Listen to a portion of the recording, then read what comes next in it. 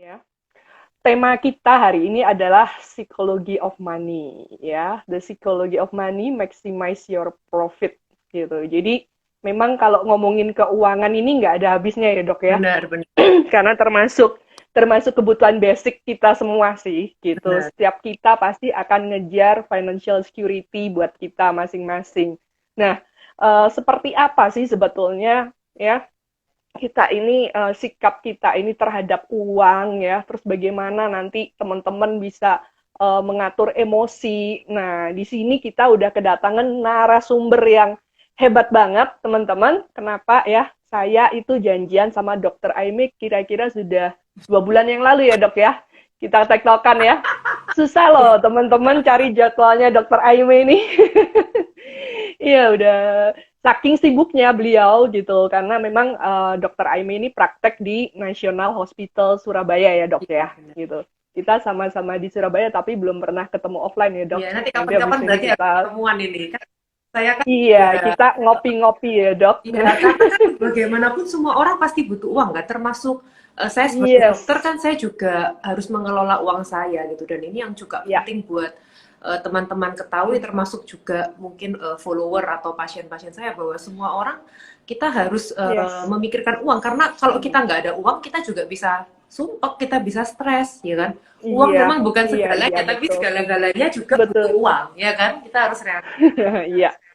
Iya, betul, betul banget, Dok. Oke, nah betul banget ya tadi yang dikatakan Dokter Aimee. Makanya teman-teman ya, viewers kita dimohon untuk bisa stay ya, karena nanti di terakhir itu akan ada door prize. Jadi teman-teman jangan sampai terlewat, karena materi hari ini ya, diskusi kita hari ini pasti akan bagus banget ya. Pasti kita semuanya akan dapat insight yang kita bisa aplikasikan ke kehidupan kita sehari-hari.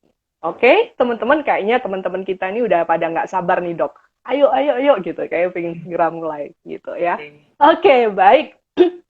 Kalau gitu saya ke Dokter Aini ya.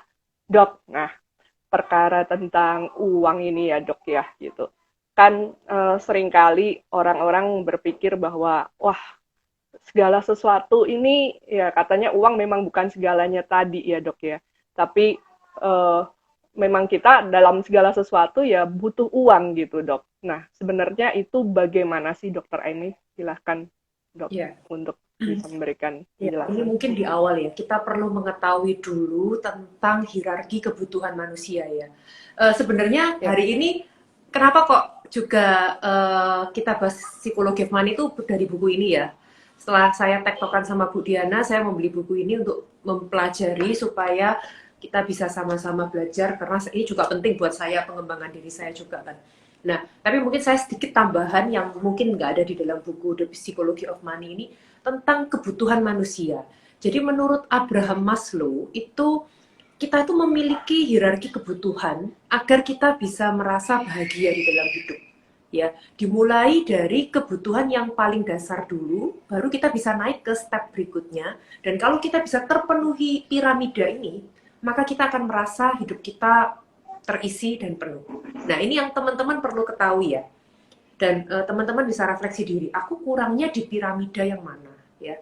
Jadi dari piramida ini yang paling bawah itu adalah kebutuhan fisik ya, seperti makanan, air, udara, seks, pakaian, rumah, kebutuhan fisik.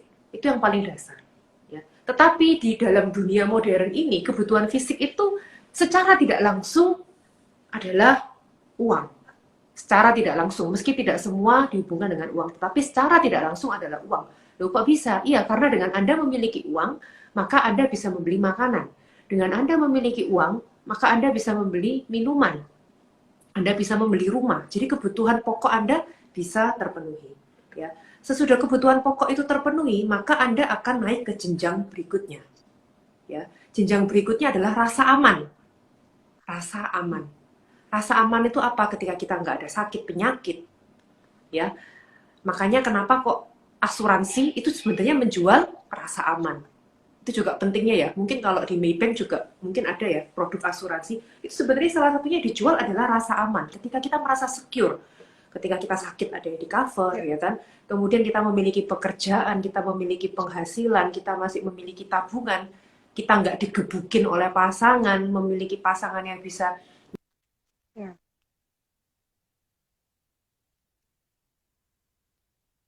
ya. Setelah rasa aman, kita akan naik lagi ke jenjang berikutnya, yaitu kita akan mencari cinta, love and belonging. Ya. Ini juga penting. Kenapa? Jangan sampai kita mengejar uang terus, tapi kita nggak pernah ada waktu untuk keluarga, untuk anak. Anda nggak akan bahagia juga. Iya kan? Jadi setelah rasa aman, naik ke berikutnya adalah love and belonging, ketika kita merasa dicintai. Nah, tetapi ini yang perlu kita lihat ya, bahwa ternyata love and belonging itu nomor 3 loh. Yang paling bawah itu malah kebutuhan fisik. Makanya kenapa kok ada orang yang eh, rela, ya udah aku mencari pasangan yang mungkin lebih tua, kayak yang kemarin viral itu di Lambe Tura, ada yang pasangan muda nikahnya sama kakek-kakek dapat maharnya 500 juta dan lain Ya. sebagainya, karena mungkin yang dia cari adalah kebutuhan dasarnya, ini dia terpenuhi kebutuhan dasar, rasa aman, baru dia ngomong cinta. Jangan ngomong cinta tapi kalau nggak memenuhi kebutuhan dasar, dan itu rasional gitu loh. Kemudian setelah rasa cinta, naik ke berikutnya adalah respect, ketika kita dihargai dan dihormati. Dan yang paling terakhir adalah aktualisasi diri. Aktualisasi diri itu ketika kita mendapatkan yang terbaik di dalam hidup. Misalnya kalau cewek kepingin beli tas branded, itu bukan kebutuhan dasar, tapi seneng kan kalau bisa dapat beli tas branded, bisa liburan ke luar negeri, atau mungkin yang cowok kepingin beli iPhone 13 dan lain sebagainya, ya kan? Nah, itulah yang kita cari di dalam hidup. Jadi uang itu termasuk salah satu hal yang bisa membuat kita gampang menjadi stres. Karena uang itu yang salah satunya yang membuat paling dasar. Karena dengan uang kita bisa membeli makanan, kita bisa membeli minuman. Seperti itu. Ya. Oke, baik. Jadi memang betul sekali ya dok ya. Ternyata memang uang itu kebutuhan basic sih ya dok ya gitu. Untuk kita bisa memenuhi segala sesuatu. Nah, kira-kira nih dok gitu. eh, kan ada yang mengatakan juga bahwa memang ternyata kesuksesan untuk kita mengelola uang itu ternyata nggak selalu tentang apa yang kita ketahui ya dok ya gitu, atau mungkin orang-orang di sana ini kan udah dengar gitu ya tentang financial literacy gitu ya, tapi masih banyak juga gitu ternyata yang memang uh, berapa itu yang dinyatakan bangkrut juga secara keuangan. Benar. Atau ada juga nih mungkin yang di Indonesia yang akhir-akhir ini barusan booming nih dok, tentang Luna ini dok, Oh ya ya. kan gitu. Aha. Ternyata yang kalau kalau kita ini ngobrol-ngobrol, ternyata itu malah yang kena itu orang-orang yang educated itu dok, gitu. Malah bukan orang yang kurang lack of literacy. Nah itu gimana itu dokter Aini? Iya. Jadi memang manusia itu, kita itu kan memiliki keinginan ya. Kita tuh selalu memiliki harapan, harapan untuk agar kita Ya, bisa mencapai impian keinginan kita, ya. Namun ya, kadang kita menjadi bersikap tidak rasional karena kita hmm, terbawa oleh emosi, ya.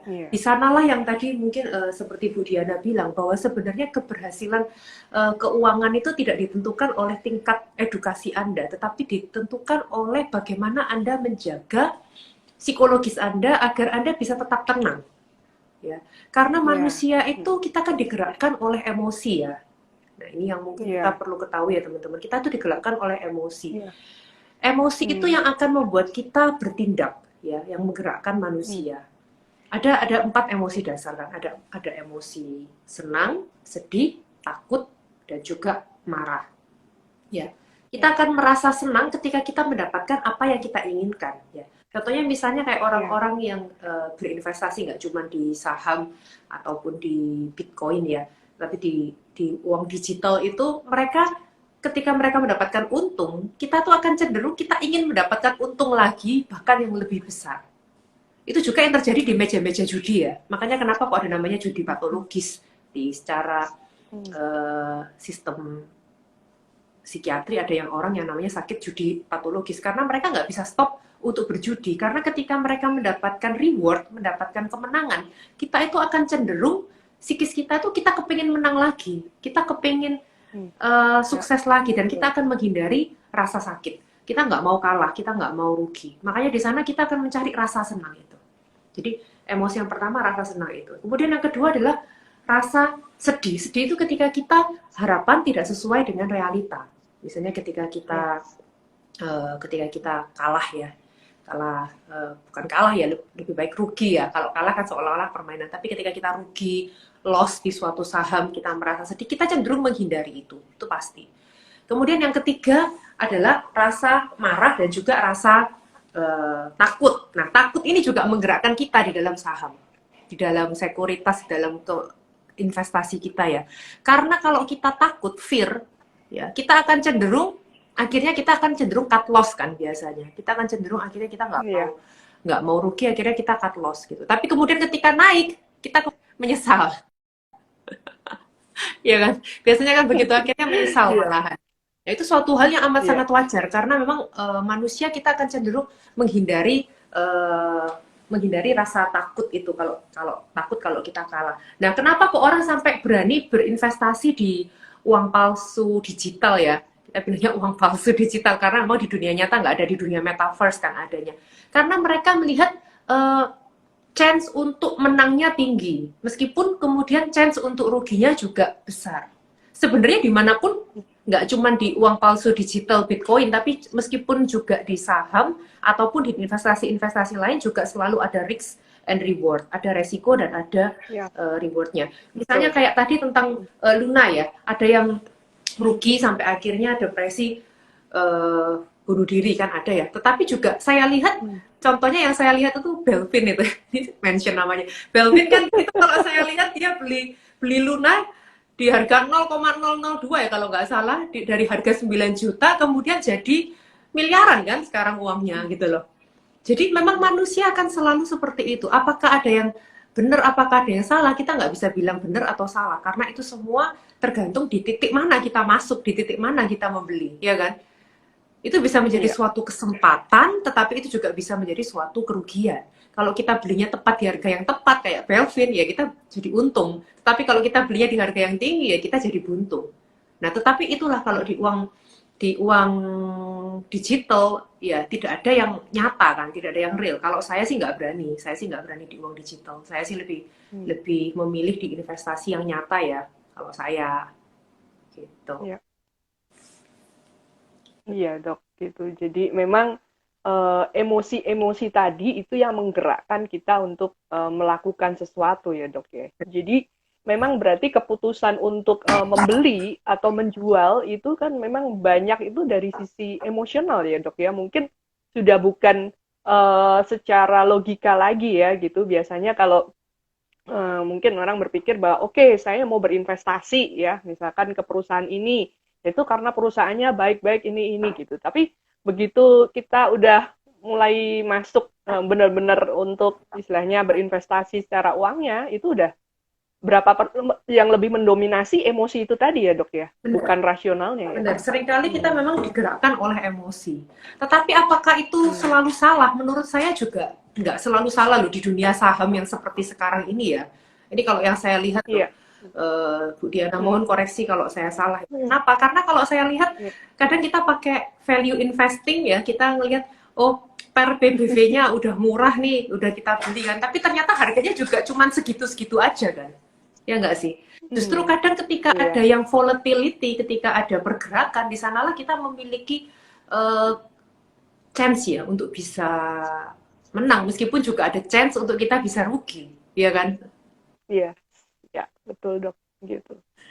Jadi memang ya di situ ya gitu tantangannya ya dok ya. Kita ini memang harus bisa mengelola emosi itu tadi ya dok ya. Ya, kalau Gitu. dari buku yang saya baca, memang yang paling Hmm. penting itu adalah ketika kita bisa menghadapi volatilitas. Itu adalah kunci Nah ini keberhasilan dok, kita. yes, ini yang penting nih dok. Mm-mm. Ketika kita rugi, kita nggak stres. Ketika kita untung, kita Mm-mm. juga nggak sombong ya, nggak greed, terlalu greed untuk Ya, kembali menang-menang. Karena ya, kadang ketika kita greedy itu tadi, akhirnya kita belinya di harga pucuk, kemudian akhirnya kita nyangkut. yes. Ya itu dok, banyak kan. Terkadang memang untuk memanage emosi ini yang memang susah nih dok. Kita pengen belajar sama dokter Aimi nih gitu ya dok. Eh, kira-kira bagaimana ya? Mungkin dari Dokter Aimee bisa kasih masukan ya untuk supaya emosi kita ini nggak roller coaster itu loh dok. Naik turun ngikutin volatilitas harga saham ya dok. Benar, benar, benar. Gitu. Di dalam buku The Psychology of Money, dia ada bilang, apakah kita harus mencintai portofolio kita, ataukah kita justru harus tidak memiliki perasaan terhadap portofolio kita. Nah, Ternyata, ya, kalau kita nggak memiliki perasaan terhadap portofolio kita, artinya dalam arti kita cuek, ternyata kita tuh malah akan cenderung akhirnya endingnya berhenti untuk main saham, ya, untuk berinvestasi di saham, karena kita akhirnya tidak memiliki ya, perasaan. Justru kalau yang disarankan, justru kita harus memiliki perasaan cinta. Kita mencintai portofolio kita apa adanya, dan ya, ketika dia volatil, naik ataupun turun, kita biarin aja. Kita nggak usah terlalu takut, kita juga nggak usah terlalu greedy. Jadi standar biasa-biasa ya, saja. Justru ketika kita ya. bisa biasa-biasa saja, di sana mungkin kita akan berhasil melewati ketika harga saham itu turun. Kita bisa bersikap untuk cuek gitu. Soalnya kalau ini Hmm, sharing pengalaman pribadi saya ya, Bu, saya kan ada iya, beli saham Unilever dan HMSP, itu kan iya, sempat turun hingga ke 45% itu waktu itu saham saya. Padahal iya, iya, averaging down terus kan iya, waktu itu.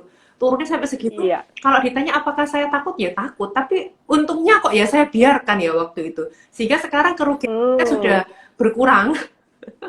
iya. tinggal Lagi tinggal naik kemarin ya ya dok ya lagi naik kan. Unilevernya ya. Nah, dan ini belum saya jual. Hmm, Dan ini belum saya jual karena mantap, mantap dok. Hmm, ya, kalau dipikir-pikir hmm, ya untung juga saya waktu itu nggak merasa terlalu takut. Kalau saya merasa terlalu takut, saya sudah iya. cut loss, wah, porto saya udah kebakaran ya kan. Kalau sudah jadi real Iya, iya. loss gitu.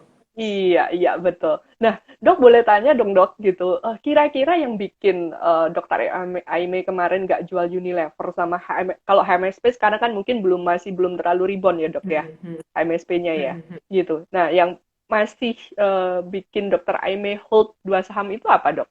Kira-kira? Karena kalau Hmm. saya lihat HMSP dan Unilever secara Hmm. fundamental perusahaannya kan real ya, ada, ya kan.